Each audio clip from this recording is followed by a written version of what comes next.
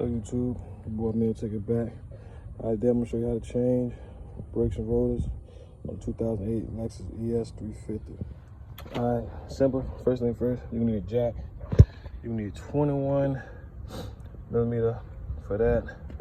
And then you will also need, I can't even see, 17 and a 14. Now you use the brush to clean it if the brake house got any grease or anything on it.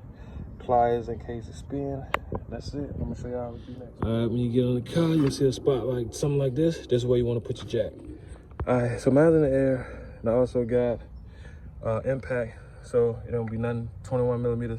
Take these off. But if you don't got impact, you use a regular lug wrench. You want to put on a tire, break them loose, then put in there, take them off. Alright, out of habit, I always put a tire underneath the car. I'll take it off. Now you use the 17 to take this bolt off and that other bolt off down there. Alright, now that you got the caliper off, I'd use this to prop it up because I ain't got nothing else to hold it up because you don't want to stretch this line. So it might be pretty much on that tight, but you want to hit all around it. You can just bang on it to break it loose. You can see it's rushed right there.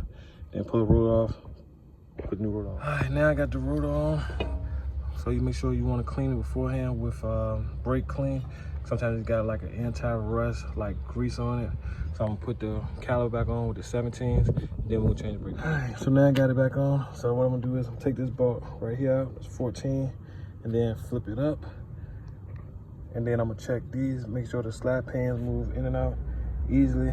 And then I'm gonna clean the inside of these with a white brush to clean the debris out. Alright, got the brakes out.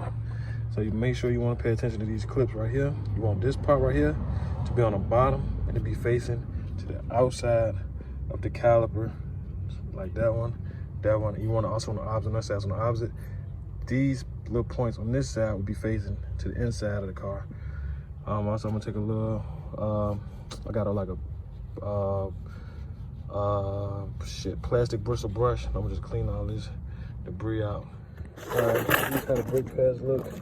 It was on the caliper, inside car, outside car. So make sure you put your clip on, like so. Go like that. This one, this one. Alright, so also to compress that piston back, I put an old brake pad right there, C-clamp right here, around the back, squeeze it down till it's flush. Also, the way I do it, I put grease on these. I put grease on the back part, up on the bottom part, and on the little flap right there on each of them. All right, I'm gonna show y'all with the old brakes. You got two clips. They go on the hose right there like that. One on that side, and then same thing on this side. When you put it in, so you wanna close it, and then with the other hand, close it down while keeping these inside. That's very important. I just did it with this because of the, I didn't want to put the new brakes in the dirt. I'll show y'all.